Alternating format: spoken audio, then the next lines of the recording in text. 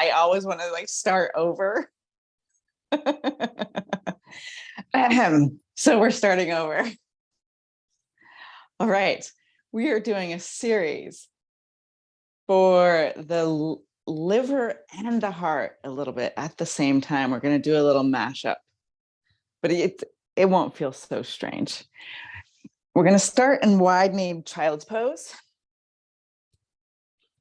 Taking your knees as wide as they go, big toes touching, stretching your arms straight forward, letting your head rest on the ground. If ever it's annoying to just rest your forehead on the ground, you can always bend your arm and use your forearm as a pillow. Otherwise, it feels quite nice to stretch everything out.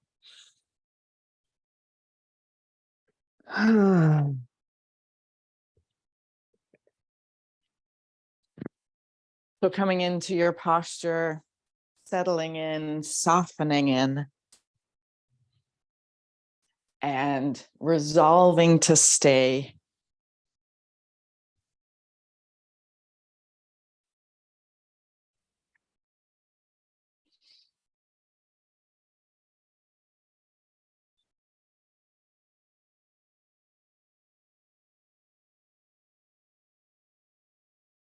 So you can feel your heart dropping towards the earth. Maybe your hips growing heavier. A stretch in the groins, a stretch in your hips.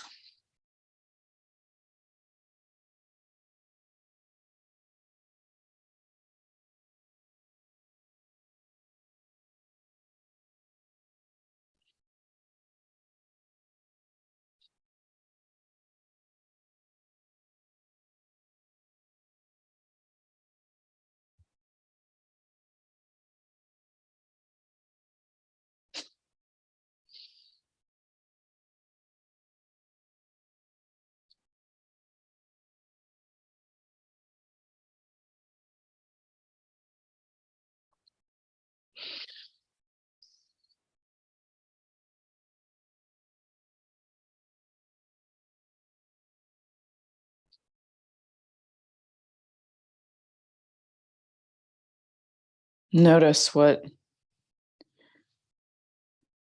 is active inside of you, especially when I have nothing to say for a couple of minutes. What comes up? Where is your attention? Just recognize it, invite that into your practice, not to be like thought of and perseverated on, but to just take it in so it can be worked on and contemplated and transformed in different ways as we focus on our practice. So I notice in myself when I can get stuck on particular things,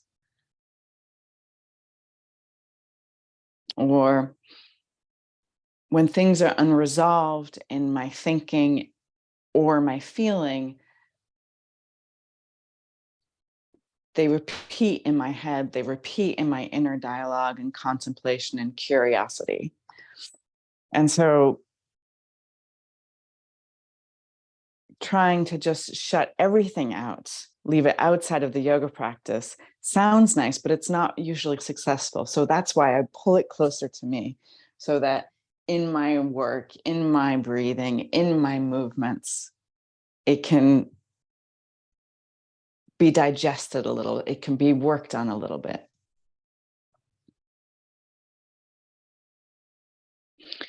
With your next inhale, lift up to your elbows, and we're going to twist our wide-kneed child's pose.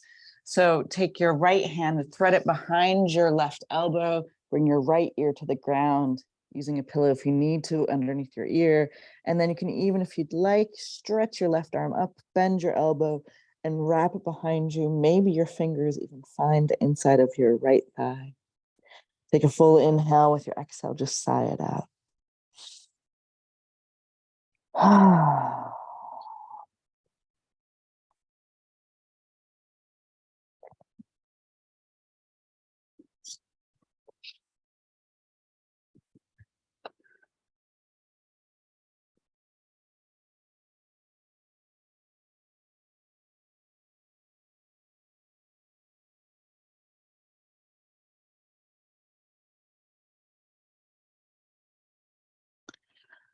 what's kind of cool is the problems we get, they're not arbitrary. They're very specific.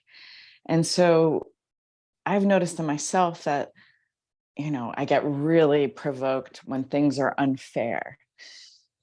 I get really provoked when, you know, someone says one thing, does another, especially if it's institutional or a bigger thing. Someone who is standing with more authority, who can't keep their word. These are the things that I can get stuck on. It can, I wake up early in the morning and I start thinking and I can't go back to sleep. Like I just, so in a weird way, like I get energized when I'm grappling with that problem, not necessarily in a positive way, not necessarily always in a negative way, but it's nearly as if some of these challenges are things to be resolved. They're places where there's a feeling of battle and I want to bring peace. Now come twisting back to the center. Maybe make friends already knowing that you have one more little side to do. And your hips are like, but this is intense. So thread your left arm behind your right elbow. Let your left ear come down to the ground. Maybe stretching up your right arm, bending your elbow. Take a full inhale and sigh it out, helping yourself settle into the pose. Now, as we learn more about ourselves,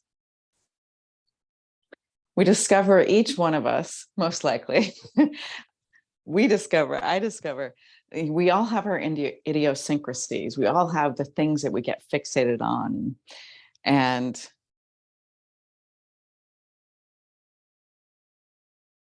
you have your own version and I've got mine. And one of mine is like, oh, you're always too intense. you know, and so I often have to work hard to have good action when I try to approach the problem in a relationship, for instance. So I perseverate, I chew on the different elements, and then I try to tenderize it, make it a little bit more gentle, a little bit more kind, because I can be very dramatic and aggressive. And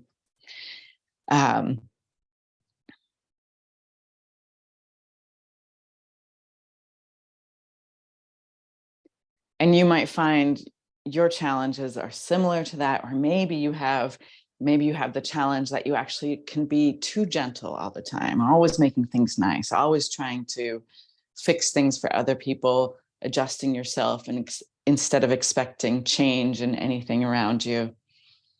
We generally go a little too much one side, or a little too much the other side, or a little too much of this, or a little not enough of that. We all have our things, as you know. And so where our common ground is we work hard to find balance by trying to counter our reactivity, counter our unmeditated, undigested reactions with actions that feel quite foreign to us, because it's not where we have the habit of going to. It's not the way that we've worn that track before. Now, take a full inhale, sigh it out, and then start to unwind, sliding your knees together, letting your arms come back behind you, coming into embryo pose.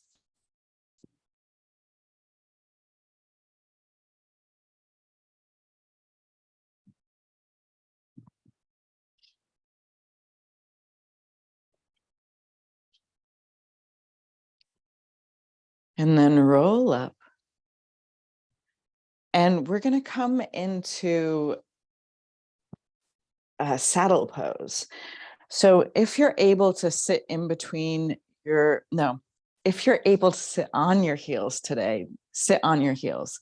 If you're only able to sit in between your heels, you can do that.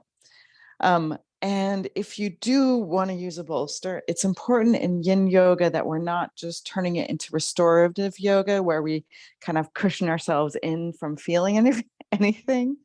So if you're going to use a pillow, you want to use it underneath your shoulder blades, so that there's empty space underneath your back, because this is actually a back bend as well as a thigh opener. So we start here and then slowly start to slide your elbows out, letting your upper body come down to the ground. So in the morning, you can be really tight in your thighs, and by afternoon, some of us are ready to be in this pose and can stay here. You can let your knees separate, but you don't want them super wide. And you'll find just different times of your fitness levels, different things are available to you. So if that's totally not available to you, you can come into Sphinx.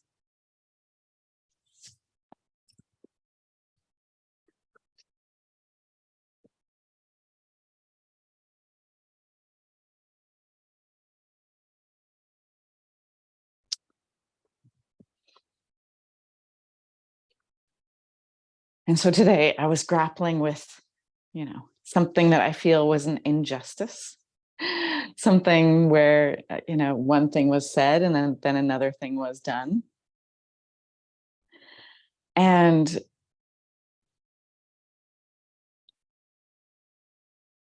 I have so many things on my plate I want to do. I want to make 1,000 things and 1,000 more other things. And, I want to do this, I want to do that.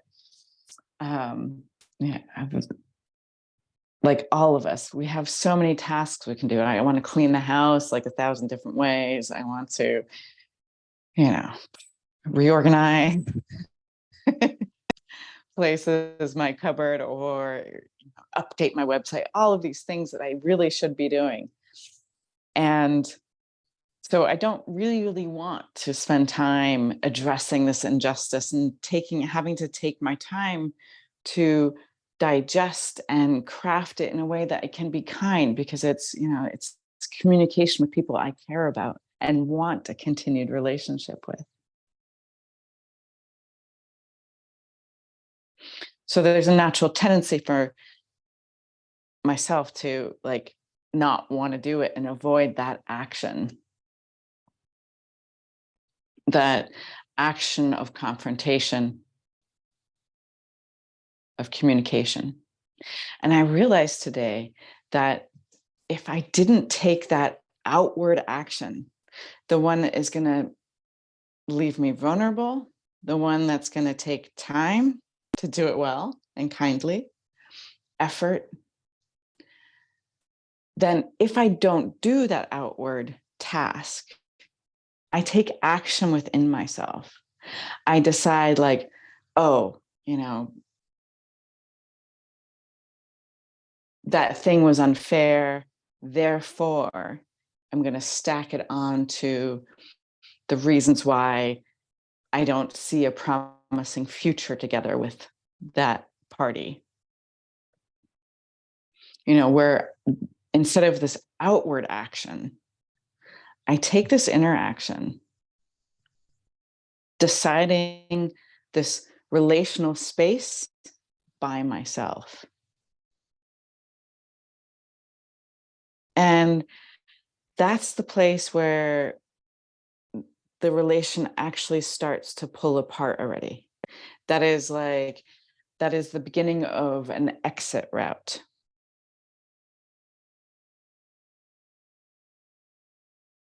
And I used to think that any departure from integrity was like a deal breaker. But from experience, I know that's not true anymore. I know that my love isn't dependent on, someone's, I know it sounds weird, but on someone's integrity. My like is who I spend my time with, absolutely. But my genuine care and love,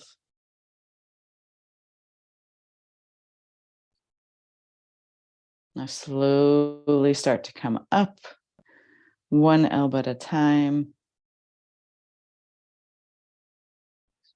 And we're going to slide pretty smoothly or directly into Sphinx pose. If you were just in Sphinx pose, you can lay on your belly and wiggle your hips around. So saddle pose is a slightly gentler back bend than Sphinx pose, but Sphinx pose is much more gentle on your thighs.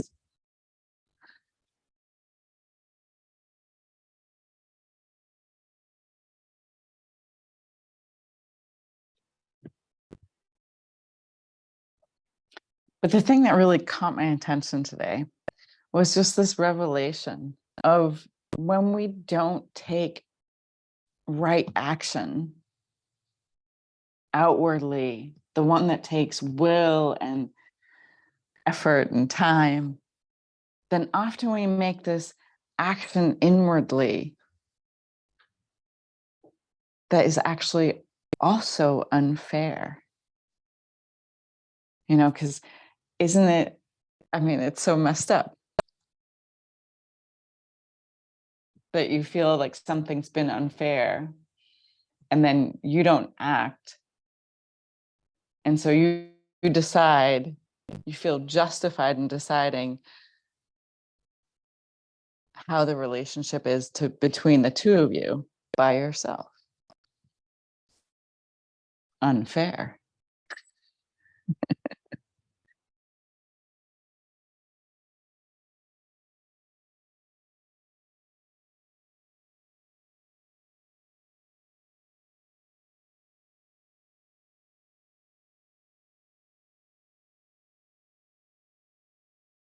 The key part here is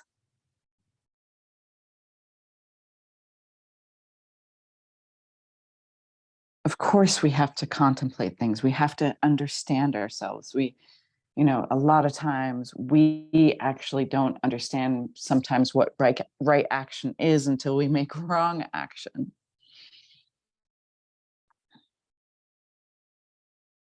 We also want to, notice where we're being pulled, drawn, attracted to, and where we're being repelled from.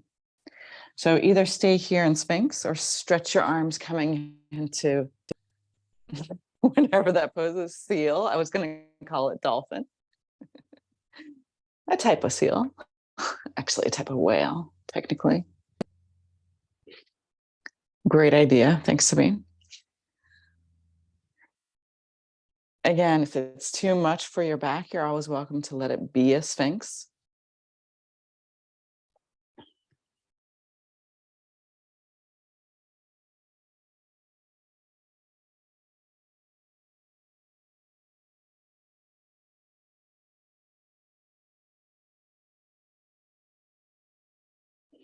Sometimes we trick ourselves into thinking that we can sidestep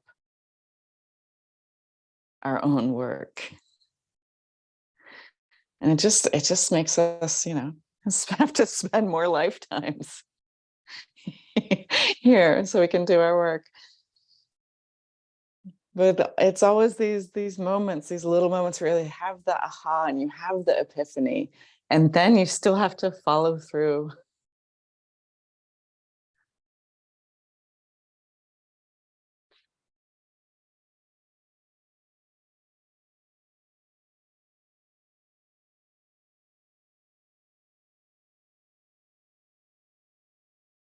And why don't we do a little face yoga here too? So take your chin first to your right shoulder, then lift up your chin and purse your lips like you're saying hello to the whole world.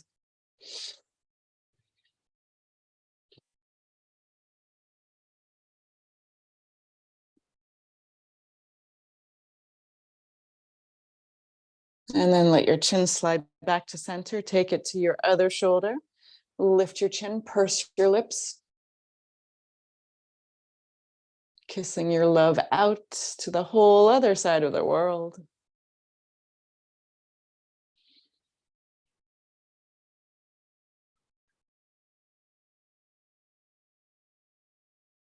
And then bring your chin back to center. Lift your chin up, kissing your love to all the stars in the universe.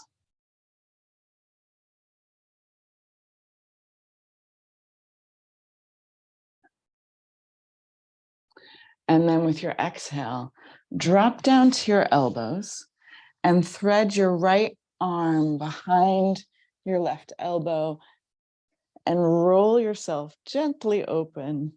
You can bend, of course, your left knee first and then roll yourself open into a twist. Take a full inhale, exhale, soften it out. Make sure you're not knocking over any whales by accident.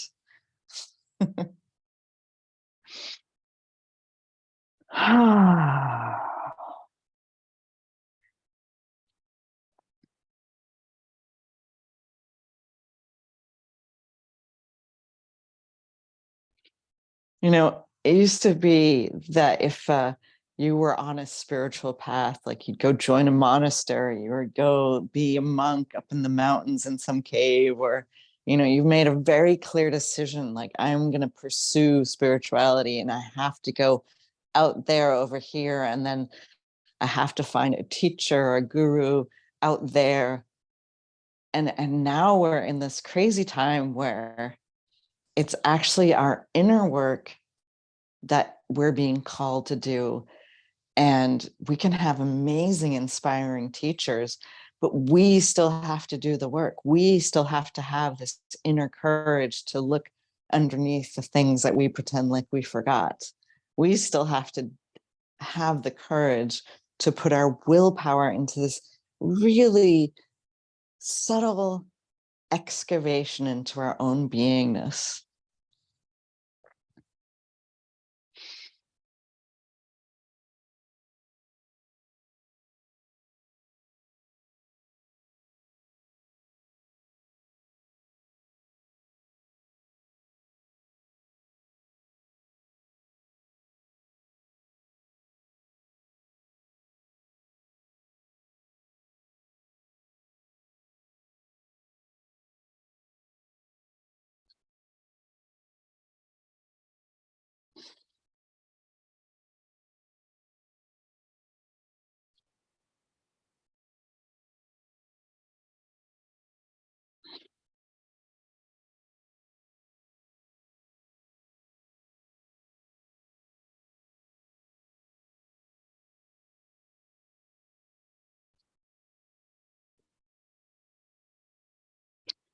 The times we're living in are they're very intense and new.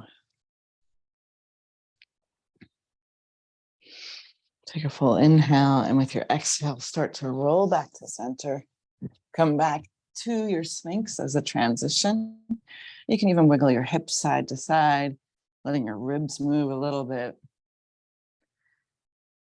And then you can bend your right knee, thread your left arm behind your right elbow. Hold on to your right knee with your left hand and gently fling your right arm open, coming into the twist.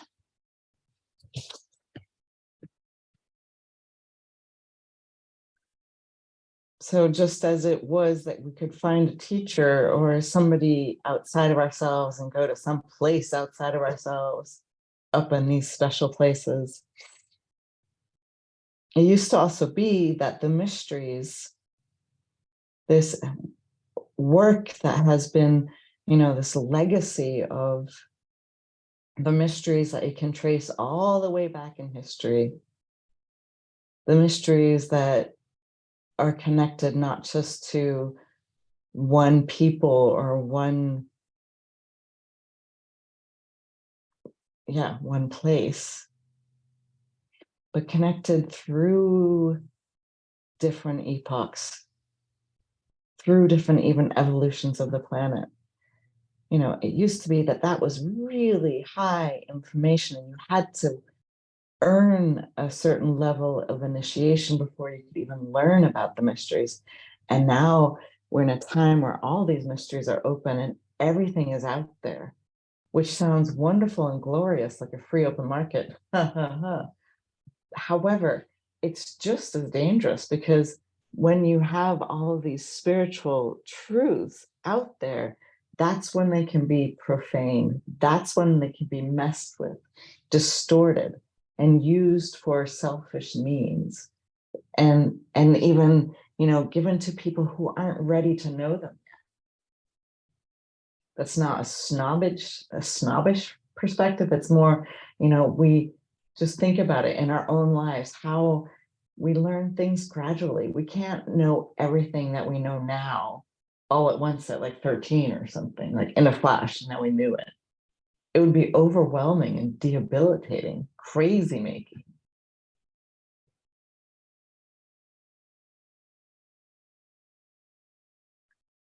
But this complete openness, it really calls each one of us to this possibility, really, of being disciplined enough to move through initiation, to move through and to become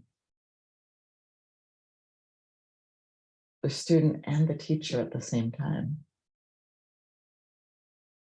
in Avocate forever. Like, it's not oh, Tuesdays I'm a teacher, Mondays I'm a student. It's like back and forth continuously, like breathing.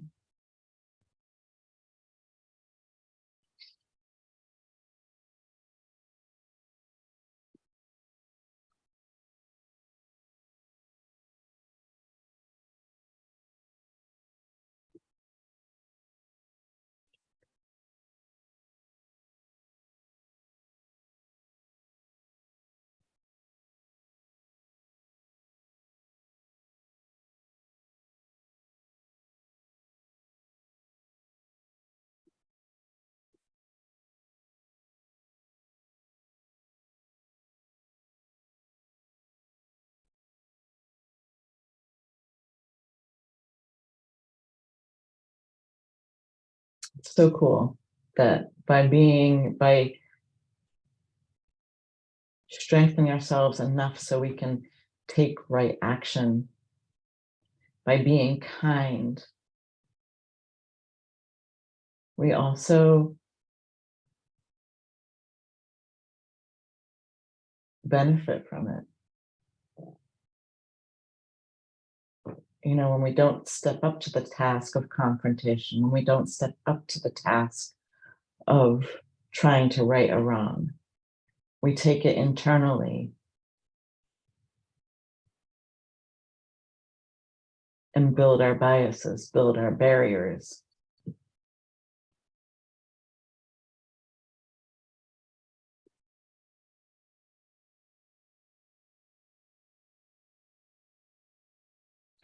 And then roll all the way onto your back and make your way into Shavasana.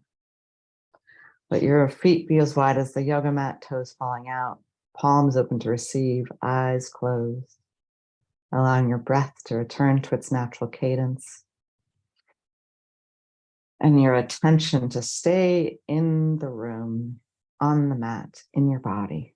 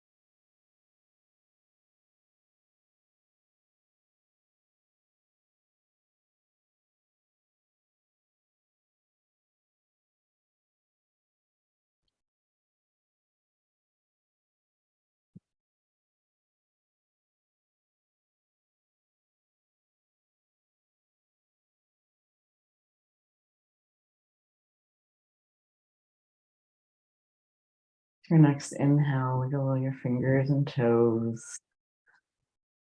Create some movement. Stretch your arms long over your head. Wiggle your feet far away from your hands. On your inhale and on your exhale, curl into a ball. And you can roll onto your side or you can rock straight up into a seated position.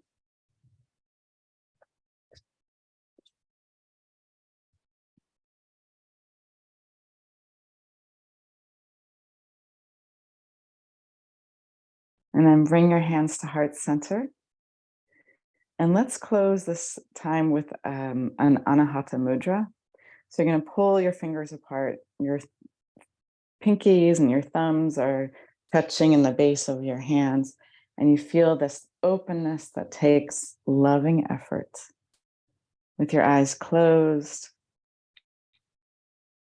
empty your breath. Take a deep inhale for 1 Om.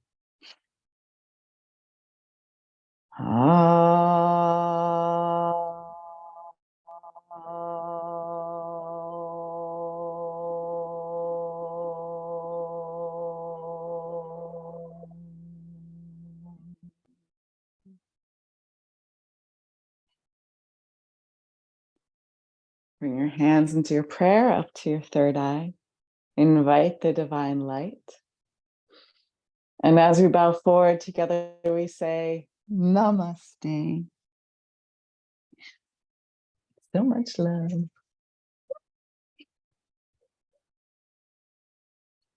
Thank you.